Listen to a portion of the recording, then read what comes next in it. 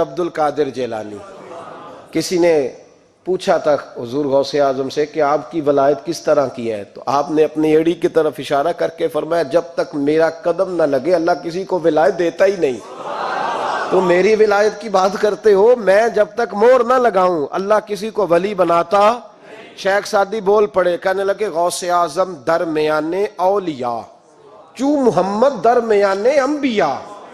حضور غوث اعظم رضی اللہ تعالیٰ عنہ کا ولیوں میں وہی مقام ہے جو نبی پاک کا نبیوں میں مقام ہے۔ امام الاولیاء، سرتاج الاولیاء حضور غوث پاک رضی اللہ تعالی عنہ۔ حضور غوث اعظم رضی اللہ تعالی عنہ فرماتے میں تقریر نہیں کرتا تھا، تعلیم مکمل کر لی بات نہیں کرتا تھا۔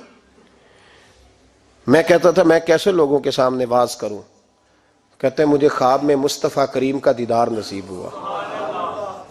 محبوب نے فرمایا عبد القادر بات کیوں نہیں کرتے؟ میں نے کہا حضور یہ عربی لوگ ہیں، فصیح و بلیغ ہیں، ہر آدمی بات سمجھتا ہے، تو میں کس طرح اتنے مجمع میں بولوں گا، بڑا مشکل کام ہے، ہر آدمی کی ذہنی سطح کے مطابق کیسے بات کروں گا؟ کہتے ہیں مصطفیٰ کریم نے فرمایا منہ تو کھولو ذرا۔ کہتے ہیں میں نے منہ کھولا تو حضور نے 7 دفعہ لعاب دہن میرے منہ میں ڈال دیا۔ فرمایا اب تو بولتے جانا اور میری برکتیں تیری مدد کرتی جائیں گی۔ آپ فرماتے ہیں اگلی شام میں سویا تو مولا علی شیر خدا بھی آ گئے، تو فرمانے لگے عبد القادر منہ کھول نا بیٹا، تو میرا بھی ہے۔ کہتے ہیں میں نے منہ کھولا تو حضرت علی نے 6 دفعہ لعاب دہن ڈالا۔ میں نے کہا حضور آپ نے 6 دفعہ ڈالا ہے، تو خواب میں حضرت علی فرماتے ہیں، کہتے ہیں بیٹے میں نبی پاک کے برابر تو نہیں نہ ہو سکتا، میں نبی پاک کے برابر، حضور نے 7 دفعہ ڈالا ہے تو 6 دفعہ اس لیے ڈالا ہے کہ میں حضور کے برابر۔ صحابہ تو خواب میں بھی آ کے کہتے ہیں ہم نبی کے برابر نہیں، تو کیسے نبی کے برابر بن گیا؟ وہ تو خواب میں بھی آ کے کہتے ہیں کہ ہم حضور کے برابر، تو زندگی میں دعوے کرتا پھرتا ہے۔ حضور غوث اعظم فرماتے ہیں بس پھر چھوٹی سی مسجد، اور اس میں نے تقریر شروع کی، میں اکیلا ہی چلا تھا جانب منزل مگر، پھر لوگ ملتے ہی گئے، پھر کارواں بنتا گیا۔ فرماتے ہیں چھوٹی سی مسجد، پھر مسجد بڑی ہوئی، پھر مجمع بڑھ گیا۔ فرماتے ہیں پھر جامع مسجد، پھر مجمع وہاں بھی کم پڑ گیا، پھر بغداد کی عیدگاہ وہ بھی بھر گئی تو صحرا میں جا کے خیمے لگ گئے۔ کہتے ہیں تقریر ہوتی تو ہزاروں کا مجمع، ہزاروں کا۔ ملا علی قاری کہتے ہیں غوث اعظم کے اجتماع میں 70 ہزار لوگ شریک ہوتے تھے، ہزاروں علماء کاغذ قلم لے کے بیٹھے ہوتے تھے کہ غوث پاک جو باتیں بیان کریں گے تفسیری نقطے ہم نے نوٹ کرنے۔ اور حضور غوث اعظم کو اللہ نے یہ کمال دیا تھا، کمال، یہ آپ کی کرامت تھی کہ بغیر سپیکر کے بولتے تھے، جیسی سمجھ پہلے والے کو آتی تھی ویسی آخری والے کو آیا کرتی تھی۔ آج نا کرامت کی بات آتی ہے تو بندے چھپنے لگ جاتے ہیں، کہتے ہیں نہیں یہ نہیں ہو سکتا، بڑا مدافعانہ سا عمل، بڑا شرمندہ سا اللہ بولا ہے جی وہ غوث پاک۔ ایک دن ایک صاحب کرامت بیان کر رہے تھے تو بڑے جھجک کے حضور غوث اعظم، میں نے کہا تو بیٹھ مجھے بیان کرنے دے، تو ڈر رہا ہے کرامت سے ڈر رہا ہے، مجھے بیان کرنے دے، میں بیان کرتا ہوں، مجھے بیان کرنے دے۔ ملا علی قاری علیہ رحمہ نے لکھا ہے، دیگر بہت سارے لوگوں نے لکھا ہے، غوث اعظم خطبہ دے رہے تھے، تقریر کر رہے تھے، اچانک ہاتھ آگے بڑھایا تو یہاں تک ہاتھ بھیگ گیا غوث اعظم کا۔ ہاں کھول کے دیکھے، کھول کے بات کر رہا ہوں، ہاتھ یہاں تک بھیگ گیا۔ مرید کہتے ہیں ہم نے پوچھا حضور پانی بھی کوئی نہیں، ہاتھ بھیگ گیا۔ میں چپ کر کے سبق پڑھو، شاگردوں کو پڑھا رہے چپ کر کے سبق پڑھو۔ تھوڑی دیر گزری، چند گھنٹے تو ایک قافلہ آ گیا، سارے لوگ پانی میں بھیگے ہوئے ہیں۔ حضور غوث اعظم کے سامنے کھڑے ہوئے، کہا حضور آپ نے بڑی کرم نوازی فرمائی، بڑی کرم نوازی۔ وہ شاگرد کہنے لگے ہوا کیا؟ تو وہ لوگ کہنے لگے کشتی میں بیٹھے تھے تو کشتی ڈوبنے لگی، ہم نے کہا یا شیخ عبد القادر جیلانی، خدا کے فضل سے ہم پر ہے سایہ غوث اعظم کا، ہمیں دونوں جہاں میں ہے سہارا غوث اعظم کا۔ کہتے ہیں حضور غوث اعظم نے وہاں بیٹھے ہاتھ لگایا اور ڈوبتی کشتی کو باہر نکال لیا، اور ڈرنے لگے، کہنے لگے جناب یہ کرامت لوگ نہیں مانیں گے۔ تو میں کہا جنہیں نہیں مننا نہ مننے۔ ایک عیسائی مسلمان دونوں جھگڑا کر رہے ہیں، غوث اعظم گزر رہے ہیں، جھگڑا ہو رہا ہے۔ عیسائی مسلمان سے کہتا ہے ہمارے نبی عیسیٰ علیہ السلام نے مردے زندہ کیے، تمہارے نبی نے بھی کو کیا تو بتاؤ۔ مسلمان پڑھا ہوا نہیں تھا، حالانکہ نبی پاک نے بڑے مردے زندہ کیے، پڑھا نہیں تھا، بتا نہ سکا۔ غوث اعظم کے کان میں آواز گئی تو جا کے عیسائی کا بازو پکڑ کے جھنجھوڑا، فرمانے لگے کیا کہا تم نے؟ میرے مصطفیٰ نے مردہ زندہ کیا تو بتاؤں؟ فرمایا تو نبی پاک کی چھوڑ، میں غلاموں کا غلام ہوں، میں غلاموں کا غلام ہوں، مجھے بتا کون سا مردہ زندہ کرنا ہے۔ تو چھوڑ حضور کی بات نہ کر، میں غلاموں کا غلام ہوں، مجھے بتا کون سا مردہ زندہ کرنا ہے۔ پرانی قبر پہ لے گیا، کہنے لگا جی اگر نہ ہوا تو؟ غوث اعظم فرمانے لگے جو تو کہے گا وہ میں کروں گا۔ تو کہنے لگے اگر ہو گیا تو؟ اگر تو غوث اعظم کہنے لگے نہ میرے خانقاہ پہ جھاڑو دینا، نہ میرے برتن مانجنا، نہ میرے گھر کا سودا لانا، اگر زندہ ہو گیا تو بس میرے نبی کا کلمہ پڑھ جانا، بس میرے رسول کا کلمہ پڑھ جانا۔ اللہ اکبر۔ اس نے جو سب سے پرانی قبر تھی نا، وہ کہتا ہے یہ ہمارے دادا نے بھی نہیں دیکھا تھا بندہ کون ہے۔ اس قبر پہ کھڑا ہو کہنے لگا اس کو زندہ کریں۔ تو غوث اعظم رضی اللہ تعالیٰ عنہ قبر کے سرانے کھڑے ہوئے تو دعا کرنے لگے، کہنے لگے مولا اپنے لیے نہیں، تیرے رسول کے لیے۔ پھر فرمایا قم باذن اللہ، اٹھ اللہ کے حکم کے ساتھ۔ ایک عورت کلمہ پڑھتی ہوئی کھڑی ہو گئی، کھڑی ہو گئی، اور کھڑی ہو کے اس نے پہلا جملہ کہا تو کمال کر دی، کہنے لگی میرے نصیب دیکھو، میں بنی اسرائیل کی تھی، عبد القادر تیرے صدقے جاؤں، تو نے مجھے کھڑا کیا ہے تو اللہ نے مجھے مصطفیٰ کا کلمہ پڑھنے کی توفیق دے دی، تیرے قربان جاؤں عبد القادر، تیری کیا بات ہے۔ اب وہ بندہ دوڑ دوڑ کے غوث اعظم کے قدموں میں آیا، فرمانے لگے نا کلمہ میرے مصطفیٰ کا پڑھنا ہے، حضور کا غلام بننا ہے۔ او بھائیو، حضرت شیخ عبد القادر جیلانی، حضور غوث اعظم رضی اللہ تعالیٰ عنہ، معمولی بات نہ سمجھنا، حضور غوث اعظم رضی اللہ تعالیٰ عنہ فرماتے ہیں میں قدم نہ لگاؤں تو اللہ ولایت ہی نہ دے، میں قدم نہ لگاؤں تو اللہ ولایت نہ دے۔ ایک آدمی سے حضور غوث پاک ناراض ہو گئے، ایک شخص سے، نکل جا میرے آستانے سے۔ دعا منگیا کرو سنگیو، کتے مرشد نہ رس جاوے، جنہاں دے پیر رس جاندے، وہ جیوندے بھی وہ مرے ہی رہن، چل دوڑ جا، نکل جا۔ وہ کہتا ہے میں 300 ولی کے پاس گیا ہوں، 300، ہر ایک سے کہا میرے لیے دعا کرو۔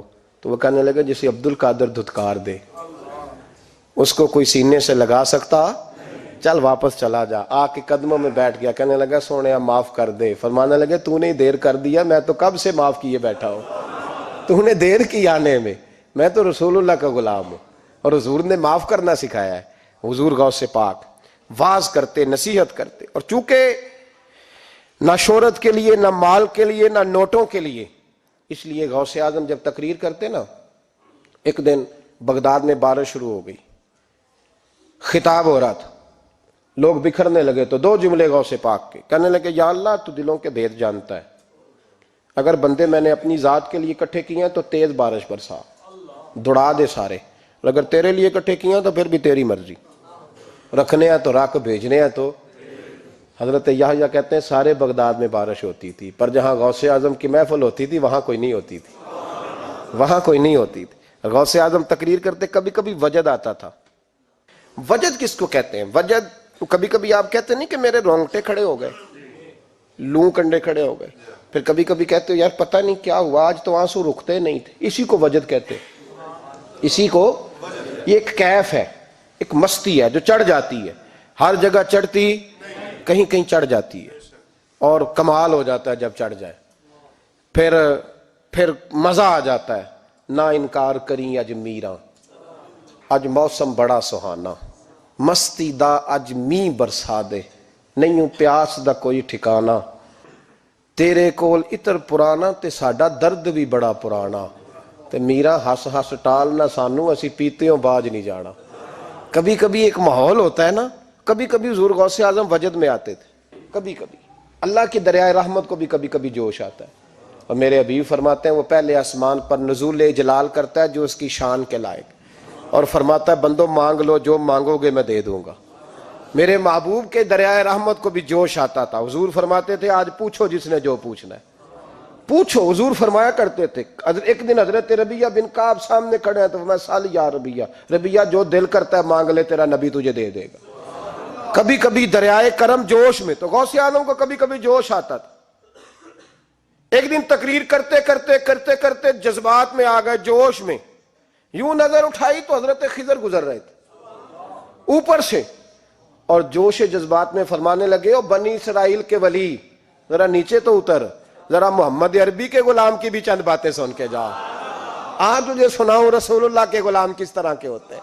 حال میں وجد میں کیف میں تھوڑی دیر گزری تو تڑپنے لگے، مجمع پہ سکوت طاری، لوگ سمجھ نہیں رہے ہو کیا رہا۔ ایک آپ کے خلیفہ تھے حضرت علی بن ہیتی، وہ دیوار کے ساتھ ٹیک لگا کے سو رہے تھے، سارا مجمع دم بخود ہے، یہ کیا ہونے لگا؟ غوث پاک اٹھے، تقریر وہیں رہ گئی، علی بن ہیتی کے پاس جا کے یوں ہاتھ باندھ کے کھڑے ہو گئے اور دیر تک نبی پاک پہ درود پڑھتے رہے۔ ان کی آنکھ کھلی تو وہ بھی روئے، غوث اعظم بھی روئے، دعا ہو گئی، جلسہ ختم۔ غوث پاک سے تو پوچھنے کی طاقت ہی نہیں تھی نا کسی کی، ان سے کون پوچھے؟ لوگ حضرت علی کے پاس، حضرت علی بن ہیتی رحمت اللہ علیہ، حضور یہ کیا ہوا؟ ہمیں سمجھ نہیں آئی۔ آپ فرمانے لگے تمہیں کیا بتاؤں، تم کسی معمولی پیر کے ماننے والے نہیں ہو، میں آج غوث اعظم کی محفل میں بیٹھے بیٹھے ہی مدینے پہنچ گیا ہوں اور مجھے رسول اللہ کے جلوے نظر آنے لگے ہیں، پر میرے شیخ کا کمال دیکھو، جو میں خواب میں دیکھ رہا تھا عبد القادر ظاہری آنکھوں سے نظر فرما رہے ہیں، ظاہری آنکھوں سے، عالم وجد میں، کیف میں، سرور میں۔ اور جب غوث اعظم تقریر کرتے تھے نا تو 50 آدمی اس کونے سے کھڑے ہوتے تھے، کہتے تھے حضور ساری زندگی گناہ کیے ہیں، اب توبہ کرتے ہیں، اب دوبارہ گناہ نہیں کریں گے۔ اس کونے سے 15 کھڑے ہوتے تھے، حضور ڈاکے ڈالے ہیں ساری عمر، اب توبہ، آپ کی بات نے دل بدل دیا ہے، اللہ نے توفیق ہدایت دے دی۔ ادھر سے 10 کھڑے ہوتے، حضور سود کا دھندا، چوری کا دھندا، آج کے بعد توبہ۔ ایک بزرگ تھے حضرت یحییٰ بن نجا ان کا نام تھا، وہ کہتے ہیں میں نے سوچا روز بندے توبہ کرتے ہیں، آج میں گنوں نہ کہ ایک محفل میں کتنے کرتے ہیں، آج گنوں نہ۔ اب تو کاؤنٹنگ کے مختلف ذرائع ہیں نا، کیلکولیٹر ہے، باقی چیزیں۔ اس زمانے میں یہاں گٹھلیاں ہوتی تھی کھجور کی، بندے کوئی چیز گننی ہوتی تو گٹھلی ڈالتے، یا لوگ دھاگا لے جاتے تھے، ہر دھاگے پہ گرہ لگاتے تھے، ایک گرہ دوسری گرہ۔ وہ کہتے ہیں میں نے نا اپنے پلو کے چادر کے نیچے دھاگا چھپا لیا، ایک بندہ توبہ کرنے اٹھا تو ایک گرہ ڈال دی، دوسرا اٹھا تو دوسری گرہ ڈال دی، تیسرا اٹھا تو تیسری۔ کہتے ہیں اچانک بندے زیادہ ہو گئے، اب میری سپیڈ ہی بڑی کم تھی، میں کوشش بڑی کرتا پر بندے زیادہ۔ کہتے ہیں بڑی کوشش کی پر میں پورا ہی نہ ہوں۔ کہتے ہیں جب میں تھک گیا نا اور تھوڑا سا میرا سانس بھی پھولنے لگا، پریشان بھی ہوا، تو غوث پاک نے میری طرف دیکھا اور دیکھ کے مسکرائے اور مسکرا کے فرمانے لگے یحییٰ میں دلوں کی گرے کھولتا جا رہا ہوں، تو بند کرتا جا رہا ہے، میں گرہ کھول رہا ہوں، تو گرے لگا رہا ہے، اور چھوڑ دے یار، تجھ سے نہیں گنا جائے گا۔ یہ عبد القادر کی وجہ سے توبہ نہیں کر رہے، خدا کے فضل کی وجہ سے کر رہے، اور اللہ کا فضل گنا جا سکتا نہیں، شمار کیا جا سکتا۔ فرمایا نہ کر۔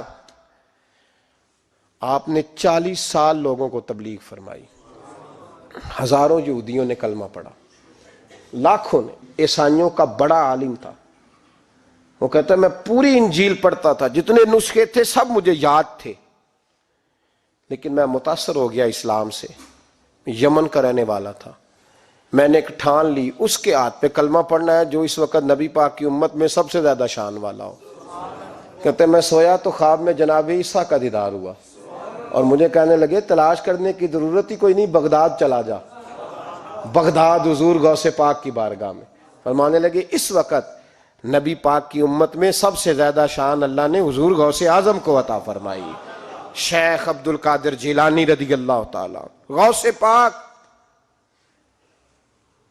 ہم کوئی دیوانے لوگ نہیں، یا ہمیں شعور نہیں، یا ہمیں عقل نہیں، ساری زندگی کھل کے جس چیز کا زیادہ تعارف کرایا وہ غوث اعظم کی نسبت ہے۔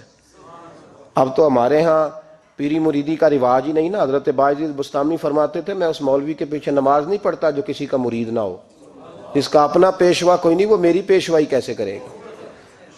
حضرت مخدوم اشرف جہانگیر سمنانی فرمایا کرتے تھے میں تو اس دکاندار سے سودا نہیں لیتا جو کسی کا مرید نہ ہو، اس لیے کہ جس نے تربیت ہی نہیں لی، جس کے اندر درد ہی نہیں، روحانیت ہی نہیں، جس کا پیشوا ہی کوئی نہیں، کس طرح اب تو ماحول نہیں نہ رہا۔ لیکن یاد رکھو یہ نسبت اتنی تگڑی ہے، اتنی تگڑی کہ ہمارے صوفیاء نے ساری زندگی غوث اعظم کا غلام کہلانے میں فخر محسوس کیا۔